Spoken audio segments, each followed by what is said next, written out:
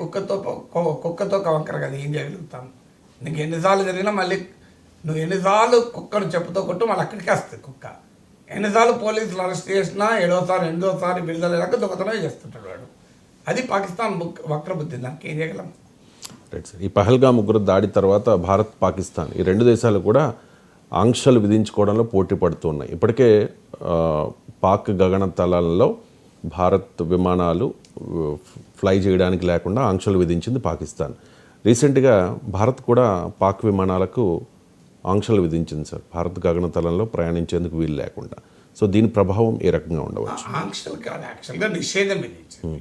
ఆంక్షలు అంటే ఓన్లీ కొన్ని నిషేధం కాదు, కర్బ్స్ అంటారు, మూసివేత. యాక్చువల్గా మూసివేశారు. అంటే పాకిస్తాన్ ముందు చేసింది 1 వీక్ క్రితము. మనము సింధు జలాల ఒప్పందాన్ని నిలిపివేసిన మరుక్షణం కౌంటర్ మేజర్స్గా పాకిస్తాన్ గగనతలాన్ని ఇండియన్ విమానాలకు మూసేశారు. డెఫినెట్గా అది ఇండియన్ విమానాలకు నష్టం. ఎందుకంటే పాకిస్తాన్ ఎయిర్ స్పేస్ ద్వారా వెళితే వెస్ట్ ఏషియాకు, యూరప్కు దగ్గర ఉంటుంది. నియరెస్ట్ రూట్ ఏంటంటే through Pakistan air space. So మీరు అందువల్ల ఇవాళ పాకిస్తాన్ ఆ రూట్ ఆపితే మనము వెస్ట్ ఏషియా వెళ్ళాలన్నా, యూరప్ వెళ్ళాలన్నా లాంగర్ రూట్ తీసుకోవాల్సి ఉంటుంది, హయ్యర్ కాస్ట్ చెల్లించాల్సి ఉంటుంది. ఇది డెఫినెట్గా ఇండియన్ ఏవియేషన్ ఇండస్ట్రీ పైన, విమానయాన పరిశ్రమ పైన, విమాన ప్రయాణికుల పైన అనివార్యంగా ప్రభావం చూపుతుంది, దాంట్లో అనుమానమే లేదు. కానీ చాలామందికి అర్థం కానిది ఏంటంటే దీనివల్ల పాకిస్తాన్కి కూడా ప్రమాదం పడుతుంది. పాకిస్తాన్కి అర్థంగా పాకిస్తాన్ ఉన్మాదం పెరిగితే తనకు జరిగే నష్టాన్ని కూడా తాను ఆలోచించడు. ఇప్పుడు జరుగుతున్నది అదే. ఆ ఉన్మాదం ఎక్కడ దాకా పోయిందంటే పాకిస్తాన్కు తనకు నష్టం. మీకు ఉదాహరణ ఏంటి అంటే, ఒక ఎయిర్ స్పేస్ ద్వారా విమానాలు ఫ్రీగా పోవు, దే ఆర్ నాట్ ఫ్రీ. మీరు ఆ ఎయిర్ స్పేస్ వాడినందుకు, ఎయిర్ స్పేసే కాదు, ఎయిర్ అయినా ల్యాండ్ అయినా వాడినందుకు డబ్బులు చెల్లించాల్సి ఉంటుంది. ఇప్పుడు ఆఫ్ఘనిస్తాన్ నుంచి మనకు పాకిస్తాన్ మీదుగా డ్రై ఫ్రూట్స్ రవాణా అవుతాయి. సో ఈ రవాణా ఇప్పుడు పాకిస్తాన్ ట్రేడ్ ఆపింది కనుక ఖచ్చితంగా ఆఫ్ఘనిస్తాన్కు నష్టం, పాకిస్తాన్కు నష్టమే. ఎందుకంటే డ్రై ఫ్రూట్ పాకిస్తాన్ ద్వారా రవాణా అయినప్పుడు పాకిస్తాన్ కూడా డబ్బులు చెల్లిస్తాం మనం. కానీ పాకిస్తాన్ ఉన్మాదం ఏంటంటే మాకు నష్టమైనా మంచిదే, మేము ఇలాగే బిహేవ్ చేస్తామని.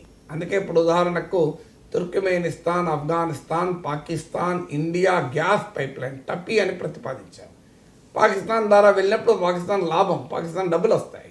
కానీ పాకిస్తాన్ నాడు తల రకరకాల ఇబ్బందులు పెడితే మనము దానికి ఇరాన్ ద్వారా చబహార్ పోర్ట్ ద్వారా ఆఫ్ఘనిస్తాన్, ఇరాన్ల ద్వారా పాకిస్తాన్ బైపాస్ చేస్తూ మళ్ళీ మనం ఆలోచన చేయాల్సి వచ్చింది. అందువల్ల ఇక్కడ కూడా ఏం జరుగుతుంది, ఇప్పుడు ఒక్క విమానము వెళ్ళినప్పుడు ఇలా ఓవర్ ఫ్లైట్ ఛార్జెస్ అని, నావిగేషన్ ఛార్జెస్, ల్యాండింగ్ ఛార్జెస్ ఉంటాయి. మన ఇండియన్ విమానాలు పాకిస్తాన్లో ల్యాండ్ అయ్యేది లేదు, కానీ పాకిస్తాన్ ఎయిర్ స్పేస్ ద్వారా ఇండియన్ విమానాలు వెళ్ళినప్పుడు ఒక్క విమానం పైన బోయింగ్ విమానం అయితే $580 చెల్లిస్తాం. ఇప్పుడు ఎలాగైతే బస్సులు వెళ్తే టోల్ ట్యాక్స్ చెల్లిస్తామో అలా $580 కడతాం మనం. బోయింగ్ 737 లాంటి విమానాలు. ఇంకా పెద్ద విమానాలు అయితే $1200 to $1500 పర్ ఫ్లైట్. డైలీ కనీసం 100 ఫ్లైట్లు పోయాలనుకున్నా మీరు లోయెస్ట్ తీసుకున్న 580 అంటే $58,000 నష్టం పాకిస్తాన్కి ఎవ్రీడే. ఇక హైయెస్ట్ తీసుకుంటే మీకు 1500 into 100 అంటే మీరు లెక్కేయండి, $150,000. ఓవరాల్గా ఎవరైతే తీసుకున్నా ఎవ్రీ డే కనీసం $100,000 నష్టపోతుంది పాకిస్తాన్ పరిస్థితి. పాకిస్తాన్ పరిస్థితి ఏంటి ఇవాళ? పాకిస్తాన్ ప్రైమ్ మినిస్టర్ చెప్పిన మాట మళ్ళీ గుర్తు తెచ్చుకుందాం. మేము ఫ్రెండ్లీ కంట్రీస్కి రుణం కోసం పోయినా మమ్మల్ని బిచ్చపు పాత్ర పట్టుకొని బిచ్చగాళ్ళు వచ్చినట్టు చూస్తున్నారు. ఇది Pak prime minister Shahbaz Sharif statement, ఇది మనది కాదు. ఐఎంఎఫ్ బెయిల్అవుట్ మీద ఆధారపడి 24 సార్లు ఐఎంఎఫ్ బెయిల్అవుట్ చేసింది. ప్రపంచంలో అత్యధికంగా ఐఎంఎఫ్ బెయిల్అవుట్ ప్యాకేజ్ తీసుకున్న దేశం పాకిస్తాన్. 24 సార్లు, మామూలు విషయం కాదు. 24th బెయిల్అవుట్ ఇది. So financial action task force Pakistan పైన వేయటానికి, బ్లాక్ లిస్ట్లో, గ్రే లిస్ట్లో పెట్టడానికి వెయిట్ చేస్తున్నారు. సో ఇలాంటి పొజిషన్లో Pakistan self defeating, self goal, self inflicting pain అంటారే, తన పైన తానే హింసించుకునే పని చేస్తుంది. ఇప్పుడు ఇండియా కూడా పాకిస్తాన్ విమానాల్ని భారత గగనతలం నుంచి వెళ్లకుండా నిషేధించింది. దీని ప్రభావం ఏమవుతుందంటే ఇప్పుడు పాకిస్తాన్ మనం ఎలాగైతే వెస్ట్ ఏషియా, యూరప్కు వెళ్ళాలంటే పాకిస్తాన్ ఎయిర్ స్పేస్ గగనతలాన్ని ఉపయోగించుకుంటే దగ్గర అవుతుందో, పాకిస్తాన్ విమానాలు ఈస్ట్ ఏషియా, తూర్పు ఆసియా, సౌత్ ఈస్ట్ ఏషియా, ఆగ్నేయ ఆసియాకు వెళ్ళాలంటే వయా ఇండియన్ స్కైస్ వెళ్తే దగ్గర అవుతుంది భారత గగనతలాన్ని. ఎప్పుడు ఇండియా ఆపినప్పుడు వాళ్ళు ఏం చేయాలి? చైనా మీదుగా వెళ్ళాలి, లేదంటే ఇండియన్ ఓషన్ అంతా తిరిగి శ్రీలంక మీదుగా వెళ్ళాలి. వెళ్ళనియండి, వాడు అట్లా కూడా నష్టపోతాడు. ఇండియన్ విమానాలు నష్టం కాదా? ఇది ఇండియన్ విమానాలకు నష్టమే, ఆల్రెడీ కొత్త నష్టమే ఉన్నది పాకిస్తాన్ ఆపినాక. కానీ ఇప్పుడు పాకిస్తాన్ విమానాలు ఇండియా ఎయిర్ స్పేస్ను వాడద్దు అంటే మనకు కూడా వాడు విమానాలు చెల్లించే డబ్బులు రావు. కానీ తేడా ఏంటి? India can afford, Pakistan cannot afford.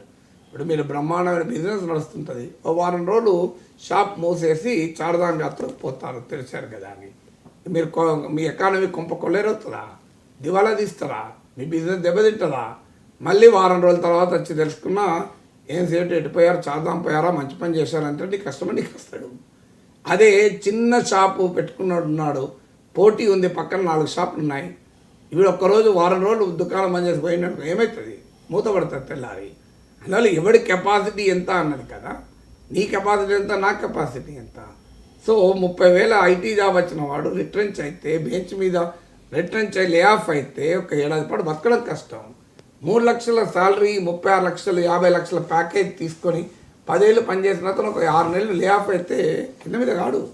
ప్రశాంతంగా ఆ టైంలో ఏమైనా తీర్థయాత్రలకు, విహారయాత్రలకు వెళ్ళొస్తాడు, ఫ్యామిలీతో గడుపుతాడు, కాస్త అప్డేట్ చేసుకుంటాడు.